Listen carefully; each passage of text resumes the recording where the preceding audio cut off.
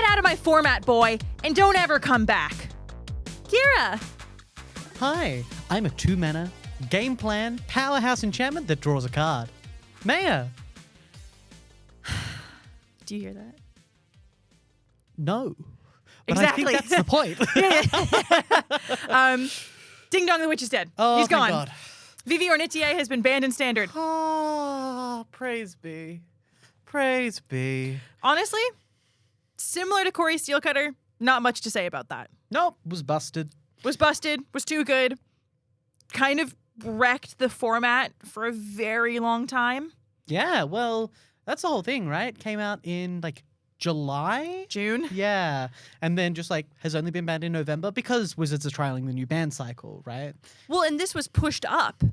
Like the ban on November 10th was pushed up from like the 22nd or whatever it was supposed to be. It was supposed to be end of November. They adjusted the ban window, and now we've received a new announcement that the ban cycle in 2026, there'll be a update pretty much every other month. Yeah, they said they're basically doubling the frequency of banning updates. Yeah, because we had, what, 2 this year? We had 2 this year, but there was one that nothing changed. So there was 3. Because then there was like I think no changes, and then the Corey Steelcutter ban, and now the Vivi ban. Yes, because the Corey Steelcutter ban was also the Up the Beanstalk ban and the that was the sweet ban, if you will. That was the ban to end all bans. The big un. That was the big one. So, I mean, they're more than doubling it then. Like, there's going to be, I think, 6 ban windows next year. And how do you feel about that? Positive?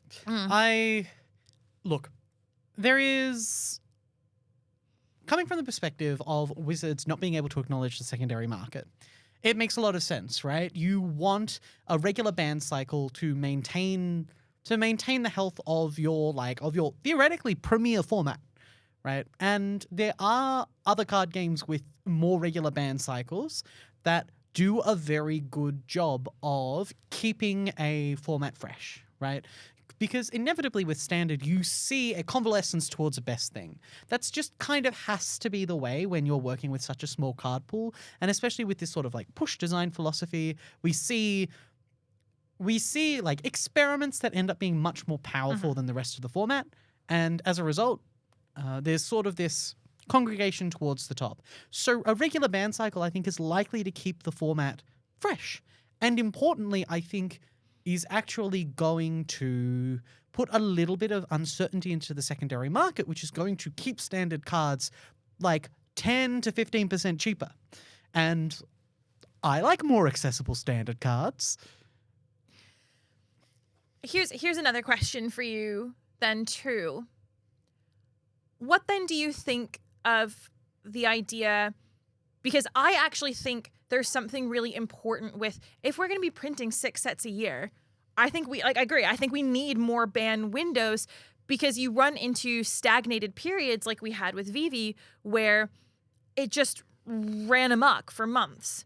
And sitting here saying like for months on end when it was like 4, but still like that's months on end. That's a third of a year. And that's a stale Standard. Like, you had people who actively avoided playing Standard, people who were vocal about, I'm not really interested in playing Standard right now because of this. And obviously there was breaking parity of your local game store metagame may not have actually really reflected, a Standard challenge or a spotlight series. You may have actually really been surprised to see that your local Standard metagame is actually whatever, your group of college kids could scrounge together from their draft nights that they'd been doing. So I don't know. I think it's interesting as well because previously, the Standard rotation cycle was changed because of this fear of cards not having value. And it frustrated players to think that they'd have to keep buying new cards. But I take your point. I think I really like this idea of keeping Standard as the accessible premier format. Yeah, and with the expansion of Standard to 3 years, there kind of does need to be a little bit of give and take, right? Because it is incredibly, I'm not sure if you've ever tried to balance a card game. It's really hard. It is not an easy thing to do, especially when you are interested in pushing the design of those cards. Like, sure, if you go back to like old Magic design philosophy where power creep was kept to an absolute minimum and, there were entire limited formats where the best thing you could do was play a 2-mana 2/3 vanilla, right? It is more easy to balance around this sort of, I'm not going to say stagnant, but this more consistent baseline in terms of game development, right? But as you're interested in like seeing more of what Magic cards can do, right? Pushing the like Vivi style effects, the Proft Eidetic memory style effects, then you need kind of a pressure release valve because they're going to pose more of a problem. I think that opens up a really interesting line of criticism as well, because if you're having to design 6 sets a year, a lot of things are going to fall through the cracks, right? And there comes a moment where I think players have said, like, maybe if there weren't this many sets per year, the design space would have more room and you'd be able to, test these things better. You'd be able to predict certain patterns better, and you'd be able to avoid, cards like Profts or Screaming Nemesis or Vivi. So yeah, it's really interesting. So let's talk about the not obvious but obvious bans. Like, we're not going to talk about Vivi. We understand. Goodbye forever. We did not really enjoy having you around. You were cool for a little bit, but nah. You were cool for Pro Tour, eh? The Pro Tour Final Fantasy, was it? Yes. Yeah, that was cool. That was cool. I like that. Very well done. For everything else, no thank you. Original Vivi Cauldron deck when it first came around, Paula Vida Damadosa at the Pro Tour. That was cool. It needed to be around for, I think, 3.5 less months, but we live and we learn. We do. But the other 2 cards that were banned were Proft's Eidetic Memory and Screaming Nemesis. Yep. So let's talk about that. Proft's Eidetic Memory. So, have you read the BNR? The announcement? I did read the BNR. Yeah, yes. Kind of the big theme of the BNR was counterplay. And Proft's Eidetic Memory is a really interesting card because on the face of it, it doesn't actually look that good, right? Yes. It's like, 2-mana enchantment, draw a card, put a counter on a thing. That's okay. It's fine. But it kind of pushed this design space that's similar to Up the Beanstalk, right? Where it's a 2-mana enchantment that's hard to interact with, that draws a card, that is kind of a game plan in and of itself. There have been a lot of the best, like, Vivi deck players have said there were like multiple occasions where I just sideboarded out my Vivis and sideboarded out my Cauldrons, and the way I was killing people was just like putting a Steam Core Scholar into play with a Proft Eidetic Memory, and that's just good enough. And that is kind of the reason it got banned, right? Because it's an incredibly powerful card that's difficult to interact with and was actually maybe, with the density of good card draw in the format, still just the best thing you could be doing. And, the current format's a little bit interesting. We've only had the ban for a week and a half or so, and the best deck is still Is It. But, it's less of a powerhouse. There is much more counterplay at the moment, and we'll see how this evolves with Atla. But yeah, look, a 1-card game plan that draws a card and is impossible to interact with favorably is difficult, especially when we're in a format that's kind of already very hostile to things like counter magic.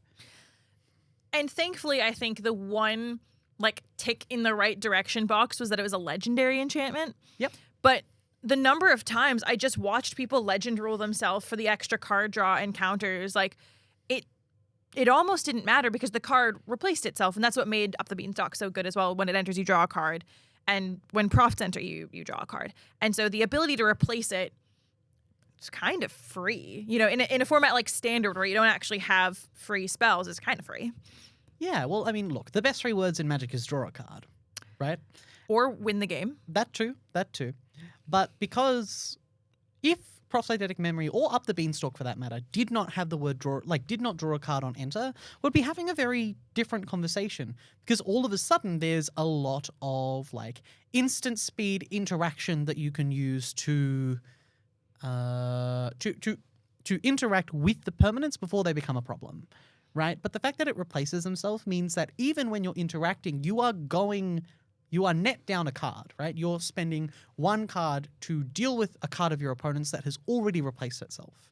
And that is a big problem. And for something like Up the Beanstalk, I think it's probably still too broken, even if it didn't have the draw a card on it, because it's easy to have it in play and then trigger it immediately.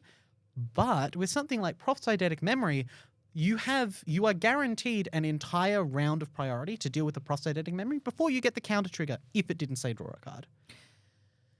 The thing with Profts as well is that, and similar to Beanstalk in that way, Wizards will always continue to create or reprint draw spells. Yeah. Like, drawing a card is very normal. It's a regular mechanic. It is a core fundamental part of the game. Yeah. And so there's always going to be ways, was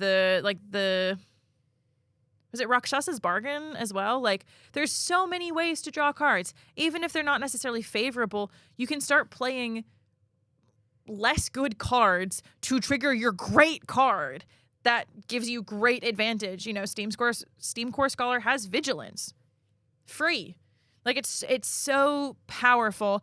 And I think when I was talking to players about Profts as well, and about players who were hoping to see it banned alongside, Vivi Cauldron in that realm, was if they don't also ban Profts, that's going to be a huge problem, because that is still one of the best cards. And it will still make Izzet really, really good, because you will still be left with things like Fear of Missing Out, Marauding Mako, and Steam Core Scholar, which just make Proft that much better. You know what interaction is really, really scary with Proft's Eidetic Memory? What? Quantum Riddler. Oh. Yeah. Yeah.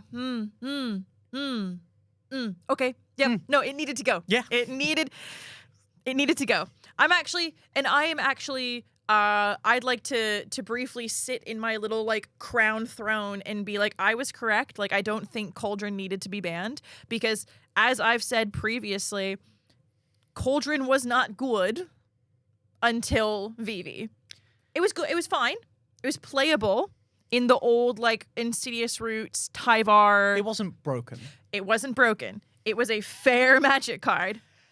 I'm not sure it was ever a fair Magic card, but the level of synergy around it wasn't strong enough to push it to being broken. The thing that broke it was the free mana generation, right? And giving all of your other creatures the free mana generation ability. Yeah, and free mana generation is almost always going to be a problem. So if you remove Vivi, I think there will be a tier 2 Cauldron deck. And I think it will be some flavor of Roots, probably. But I think it is unlikely to be nearly as broken as nearly as, like, format dominating as Vivi Cauldron. Yeah. So the other ban was Screaming Nemesis. Yep. I personally am extremely happy about this. Yes. In the BNR, I think they made a really good point about saying how it enabled mono red aggro to actually play defensively favorably. Screaming Nemesis was one of the best blockers in the format, because you weren't going to charge your, 6 mana 6/6 into it. Ever. It was something that, you always put your opponent down a card to deal with it. It was amazing. It was one of the best red cards, but I think we've seen over this year, red hasn't needed to be better. No, certainly between Corey Steelcutter, Monstrous Rage, Manifold Mouse, like Heartfire Hero, Vivi Ornitier, Screaming Nemesis, red has had, 2025 is the year of red. The red decks have been so good this year. And so I think it is a fair play to identify Screaming Nemesis as one of the, top next best things in red. Yeah. When they were designing Screaming Nemesis, they were designing it for a format that was hostile to mono red. Yeah. Right. They were like, okay, we would like people to still be particularly newer players, to be able to play their mono red decks. And so they printed this incredibly powerful card that incidentally got around two of the major forms of counterplay against your traditional aggro decks, right? And again, this is sort of the buzzword of this particular BNR being counterplay, because Screaming Nemesis A prevents you from gaining life, which is the traditional counterplay against a, mono red burn style deck, and it stops big blocking creatures being good, which again is another way that you traditionally beat mono red, because if your creatures are bigger and you can block profitably, you can actually push them into a scenario where you are trading 1-for-1. And this is why mid-range typically has a good matchup into aggro. But it is incredibly hard for mid-range decks in the current format to deal with the Screaming Nemesis type card, because you can't block it, and you can't let it deal damage to you. Interactions where your opponent, casts a Burst Lightning on a Screaming Nemesis to prevent you gaining life is massive. One of the decks that is supposed to be the best against mono red is the mono white Caretaker variants, because you have big creatures and you have life gain, in the form of Phaser and in the form of Carrot Cake, and it's just not good. And that is almost single-handedly the result of Screaming Nemesis. Don't get me wrong, I love a mono red deck. I love a mono red deck, especially when it's a little bit on the combo-ier side, and, opinion that for future episodes. But Screaming Nemesis was too good in a format where mono red was already well positioned, and it did need to go, especially because mono red was the only deck that was putting up a fight against Vivi. Yes, and when you have, if the tier 2 deck is the only deck that can beat up, if the number 2 deck is the only deck that can beat up against the number 1 best deck, and you only ban cards in the number 1 best deck, you assure without any doubt that will now be the number 1, the ghoul of the format, the terror of the format will be mono red, because no one's going to be able to beat it at that point. Yeah, and the Vivi deck was well and truly above the power level that Standard is at. So if you are able to compete with that, even at a 48-49% win rate, then you are also too powerful for the current format, and it needs to be adjusted. And sure, we can go back and forth and have an argument about how the metagame would have adjusted around mono red, and how, people would be playing 4 main deck fresh start to deal with Screaming Nemesis. But if that's true, then we already have a problem, right? Yes. Well, and it's so interesting as well. I actually sat down, viewers at home take a shot, because I'm about to say the name we always say. I was playing with Ben Tudman the other day, and I was playing Simic Omni into the Is It deck. That's now really, really good. Is it Riddler? I don't know if it was Is It Riddler. I'd have to ask him. It was just an Is It deck. I was a Storm Chaser's talent, something Is It deck. And we were looking at the sideboard just for fun, and I was like, the sideboard for this deck, and I have an older version, the first iteration of Simic Omni when it came out. And I was like, there are 6 cards in this sideboard that were for Vivi and Mono Red that now don't matter anymore. And it was Unable to Scream, Fresh Start, and Aegis Turtle, because all the, is blockers and removing abilities. And I was like, well, a lot of my sideboard can change now, which is really cool. But it's also really interesting to see, 6 sideboard slots is a lot to dedicate against, 2 cards in the format. Especially in a deck that is already very high synergy and is quite punishing of over sideboarding. Yes. So really interesting. I'm very curious to see how the metagame is going to change. Did you expect anything else to get banned? Were you expecting anything else to get hit? I think we had mentioned, I was hoping there were things that maybe were going to get unbanned, but was there anything that you expected to see on this ban list that wasn't there? I am surprised that I will say my expectation for the ban announcement was Vivi Ornitier. I was expecting a 1-card ban announcement because I didn't think Agatha's Soul Cauldron was important. I hadn't really thought about... I have played the non-Vivi Is It decks while Vivi was still in the format because I wanted to give them a try. And they're very, very powerful. I hadn't played them with Quantum Riddler though, and that likely would have pushed it over the top. So I wasn't necessarily sold on that going. I thought they would be a little bit more slow to ban another Is It card, just because of the likely increase in the ban cycles next year. And I did not expect Screaming Nemesis to go. I am happy that it did, but I did not. The thing that I am interested as to why it didn't happen is they banned two cards out of Vivi. They banned a card out of Mono Red. I am surprised they didn't take a card out of Demir. If only because, and we've talked about this before, when you ban a bunch of high synergy cards out of the format, the deck that inevitably floats to the top is the mid-range deck of the format, right? And I don't necessarily think Demir mid-range is a good deck right now, but it is currently sitting at 30% of the metagame. It is likely to equalize to be substantially less than that, but for now, just in order to curb that really, really kind of like hard spike in the early game that's going to stifle a little bit of innovation, maybe taking a pop shot at Kaito could have been something they considered. I don't think it was necessary, but yeah, that is what, given the way that they did do the bannings, I am surprised they didn't take a piece out of Demir. I do think Ben Tudman was very surprised that Into the Floodmaw has still not been banned, given its utility and how good of a removal spell it is for blue, and how much it's able to push both Izzet and Demir decks over the edge. I was hesitant. I was like, I don't know. I haven't seen that many people playing with Into the Floodmaw, but I think it's about to, again, become a really, really, really good spell.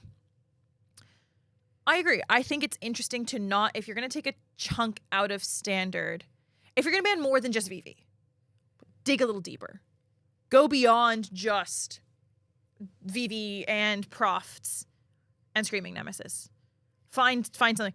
Would have been really weird to be like, Enduring Curiosity. Huh. But like, again, I think there was that level of shock when like the Up the Beanstalk of Abuelo's banning was announced. It was like, really? We're just going to hit every top 8 deck. Okay. Interesting. I remember speaking to, I'm not sure if it was still like someone from Team Bus Stop who was saying like, we did a trial testing of a trial banning where Vivi and Cauldron got banned, and we rebuilt a bunch of decks and played, and Proft is still the best. So Proft absolutely needs to be banned. If they ban Vivi and they ban Cauldron and Proft is still legal, Izzet is still the best deck. Like, bar none, Izzet is still the best deck.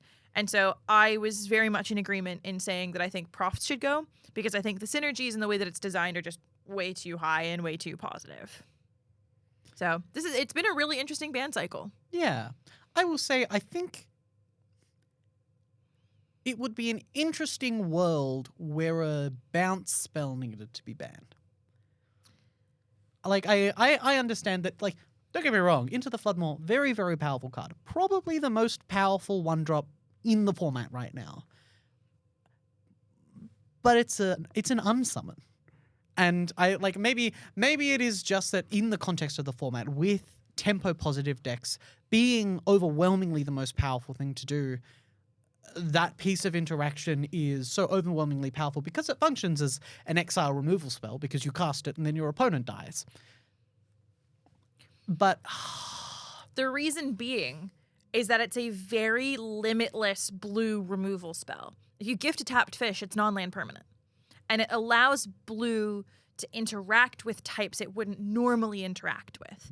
It can hit artifacts, enchantments, planeswalkers. It can attack your opponent on a new angle, on one that it normally struggles to. If Unsummon is the best bounce spell in blue and that only hits creatures, a bounce spell that can modally hit anything else is huge. Sure, but blue has always had the ability to interact with non-land permanents. It's just usually at a little bit more mana, right? Like, but I think that's the point, is like at a 1 mana rate. Yeah, no, it's very powerful. I guess we'll see. We'll see early January, right? No, late January? Late January. 26th or something? Yeah, late January. I mean, I'm gonna pick up a set of Into the Floodmaws. Oh, I already have mine. I bought them a while ago. Oh, she's so fancy. She's already got her set of Into the Floodmaws. Yeah, I did pay $15 a pop for them, though. I mean, I think that also, again, like, the secondary market is not real and it cannot hurt you. Not if you have a Mana Traders account. But I think as much as it sucks, price sometimes is a pretty decent indicator of how good a card is. But speaking of, like, this is a total random tangent and not related to ban list at all. Stock Up's only $9 now. Oh, damn, I got to buy my set. I know. That's not too bad. I remember when it was like $25. Yeah, you know what deck I'm never playing? Anything with the card Quantum Riddler in it. You have a playset of Into the Flood Moss. I already have a playset of Quantum Riddlers. Damn. Oh, But getting styled on. yeah, but this ban cycle was really interesting. I'm very curious to see how the meta changes. I think Horse has a chance to be good again. Like, as in, like, Snorse? No. Calamity combo. Oh, Smuggler's Surprise. I think Horse has the chance to be really good again. I mean, I've been toying around with a Quintorius Khan Breaching Dragon Storm deck. Oh, love that. It's cool. It's not good, but it is cool. I love a cool deck. I'll take a cool deck over sometimes a really good deck. I will say the Simic Omniscience deck is still running really well. I played, I think, 3 matches with Ben. I think I only lost 1 of them, and that we didn't sideboard at all. Yeah. And also my sideboard, as mentioned, was bad. It's for a different deck. Yeah. My pick for the format right now is Simic Aggro. I am building Simic Aggro as well. I think that deck is really good. I think Bajamol Cub in that deck is insane. I think Ouroboros is messed up. Yeah. And it has a really, really good matchup against the de facto best deck in the format right now, which is Dimir Midrange. I was listening to the girls in Scape Shift this morning talk about how, Dimir's coming up, 30% Dimir, everyone's playing Dimir now. And then I think Jen pipes in and goes, yeah, it folds to Simic Aggro immediately. It cannot win that match. And I was like, oh, Simic Aggro, say less. Yeah. No, it's good. I'm excited to see what happens now. I think we have given Standard a fresh start. We have kicked the boy out. we have started over. I, for one, welcome our Wan Shitong Overlords. Oh, it'll be interesting to see if Wan Shitong makes it into the format as well. I hope so. Card's very cool. Yeah, but we'll see. We'll see what happens next.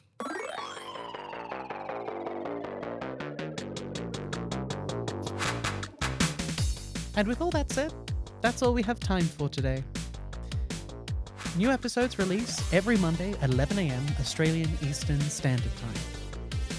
You can follow all our releases at Ray's MTG on both Instagram and Blue Sky, and you can find Kira and myself on the same platforms at kirabobira.jpg on Instagram and kirabobira on Blue Sky, and Meia MTG on both platforms. A big thank you to the Hen House Recording Studios for the ongoing use of their space. And until next week, remember, she sees the faces of those who wronged her in everyone she encounters.